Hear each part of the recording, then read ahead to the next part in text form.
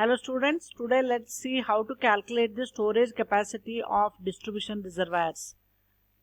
The total storage capacity of distribution reservoirs is the sum of three types of storages. One is called as the balancing storage, breakdown storage and the fire storage. So all these three together, sum of all these three together is the total storage capacity of the distribution reservoirs. Now let's see one by one. The balancing storage or the equalizing storage. This is the first one. The main function of the distribution reservoir is to meet the fluctuating demand of the public with a constant rate of supply from the treatment plant. Right? The water from a treatment plant is stored at a supplied at a constant rate, while as the demand of water by the public is fluctuating. Right? So to meet this fluctuating demand with a constant rate of supply from the treatment plant, you need what is called as the balancing storage. The quantity of water which is required to be stored in the reservoir to equalize or balance this variable demand against the constant supply is known as the balancing reserve or balancing storage or the storage capacity of the balancing reservoir. Right? Now this can be worked out by using hydrographs of inflow and outflow, either by using a mass curve method or by analytical solution. So you can use any of these two to work out the balancing storage. The more popular one and the more simpler one is the mass curve method. And as you all know, a mass diagram is a plot of accumulated inflow or outflow versus time. So x-axis you are taking time, and on the y-axis you are taking inflow or outflow, supply or demand. Now the mass curve of supply, that is called as the supply line, is first of all drawn. Right? X-axis time and y-axis the supply. Now because you are supplying the water from the treatment plant at a constant rate, you will get a straight line. So that is why we call it as a supply line, right? And this is now superimposed by the demand curve. Now here we are calling it as a curve. Because there is variation in the water demand, you will not get a straight line. So it will be a curve. So supply you will get a line and demand you will get a curve. Now the amount of the balancing storage can then be easily determined by the graph by adding the maximum ordinate between the demand curve and the supply line. So on the graph you have to actually measure the ordinate between these two lines. One is the supply line, another is the demand curve. Which is the maximum ordinate? That ordinate you have to measure from the graph, and that is going to give you the storage capacity. Now to construct these diagrams for a particular water supply project, we have to follow some procedure, like first one, from the past records determine the hourly demand or draft for all the 24 hours for typical days. Then calculate and plot the cumulative demand against time. Right? On the y-axis you are writing cumulative demand. Every hour whatever is the demand, go on adding, so you will get a cumulative demand that you are going to plot on the y-axis, and x-axis is obviously the time. Now this plot is the mass curve of demand, right? Similarly, you also plot a mass curve of supply. X-axis time and y-axis cumulative supply. So two graphs you are going to plot on the same graph, two lines you are going to plot on the same graph. One is the supply line, another is you will get a curve which is called as a demand curve. Now let's see one example, one graph. Let's see. You can see this here, right? So you can see here, this is the x-axis time in hours, y-axis cumulative demand or supply in million liters per hour. So you are taking it in terms of million liters per hour. Now as I said, the supply of water from the treatment plant is at a constant rate, so you will get a straight line. Constant rate for all the 24 hours. Right, here it is 0 starting and here it is 24 hours. So for 24 hours pumping, right? And then in that 24 hours, there is fluctuation in the water demand by the public. So you will get a curve like this. Now in this example, these two, the supply line and the demand curve, they are intersecting.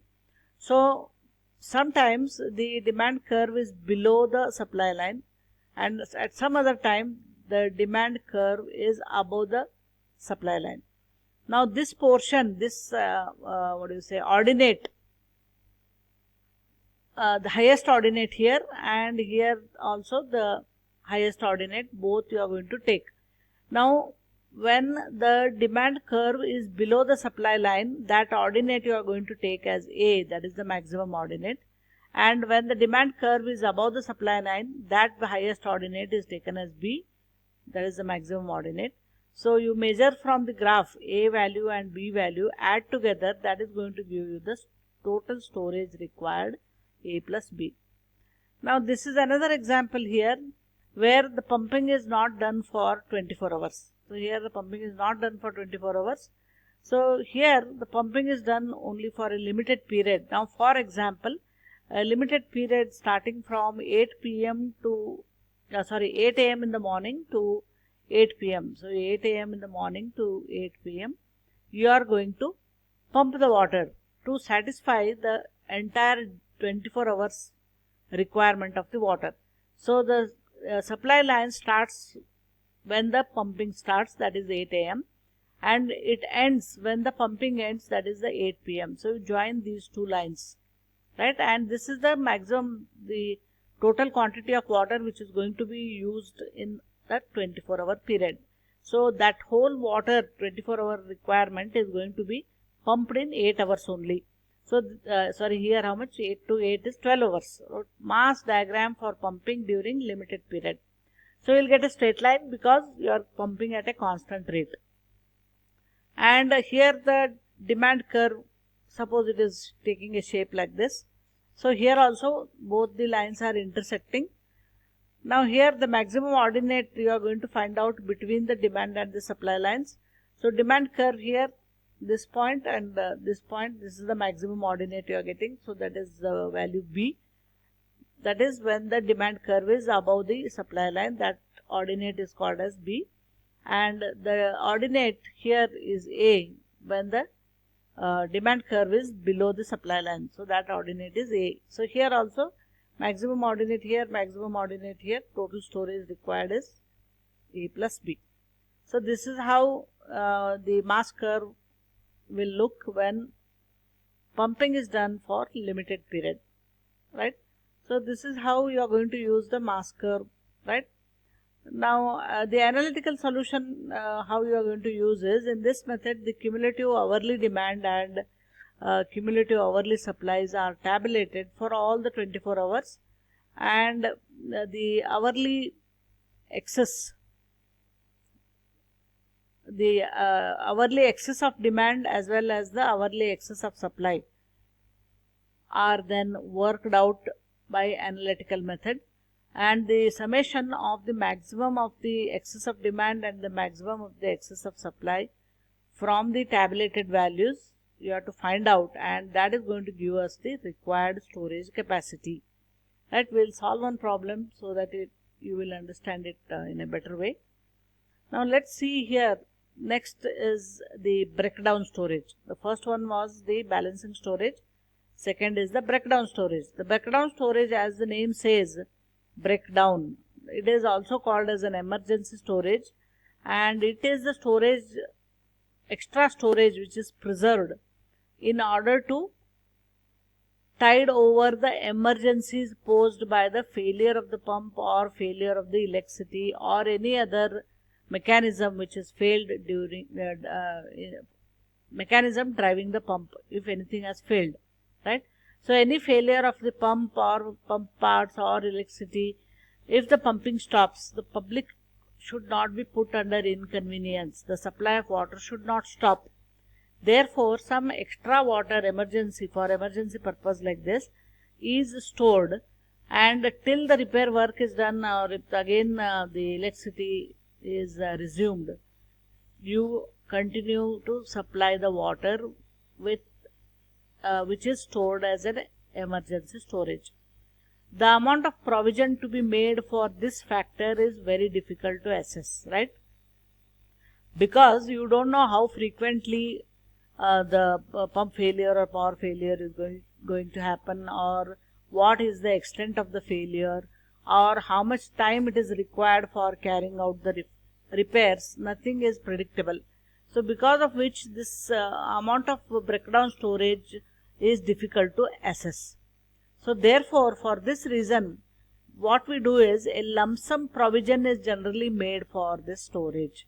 About 25% of the total storage capacity of the reservoir, or 1.5 to 2 times of the average hourly supply, may be considered as enough provision for accounting this storage, right? 25% of the total quantity of water stored, or the 1.5 to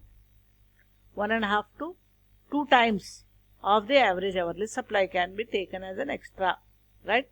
And however, if the supply lines of the equipments are expected to be out of operation for a long time, higher allowances may also be made. That is an average value, 25% or 1.5 to 2 times of the average hourly. In case if you expect that the pump is going to be out of order or the repair is going to take a long time, then take a higher allowance also. Now the third one is fire storage. As the name says, fire storage. So this is the another problem, emergency problem you can say. In case if a fire occurs, right, there has to be some amount of extra water in the reservoir to extinguish the fire. Now you have already studied different formulas while studying about the fire demand. The same formulas here, and you have seen one formula which is called as the National Board of Underwriters of America. And if you are using a fire hydrant, how to calculate the total quantity of water to be provided by a fire hydrant. So this is all I have explained in the fire demand. You can just go through it again. And what you can see from here is the amount of water for firefighting. If you calculate using any of these formulas or by using a fire hydrant, you will get that these are very high values. And for a poor developing country like India, you cannot provide that much amount of provision, and it becomes very uneconomical and unreasonable to store that much amount of water for emergencies like fire, and you don't know when the fire is going to occur, or sometimes it may not happen for many years, sometimes it may happen more frequently or something like that. So this is also a very unpredictable thing, because of which we cannot store that much amount of water, at least in developing countries like India. So what we are doing here, in normal conditions in India, we may store about just 1 to 4 LPCD, 1 to 4 liters per person per day as a necessary fire storage, depending upon the importance of the city, right? So this value can be even higher if the city is an important city having lot of industries, lot of congested areas where the chances of occurrence of fire is more. Then you can take a higher value, right? The three types of storage you have seen. Now the total storage, reservoir storage, is obtained by adding all the 3 types of storages. You have seen the balancing storage, the emergency storage, and the fire storage. Balancing storage is for balancing the demand of water against a constant supply. Emergency storage, some extra quantity of water required to be stored for emergencies like power or pump failure, and fire storage is some extra quantity of water required in case if a fire occurs in that area, right? So balancing storage is the important or the most essential, which is required every day, while as this emergency and fire storages may be required once in a while. So you have to add all these 3 to get the total quantity of the reservoir storage. We will solve some problem in the next video.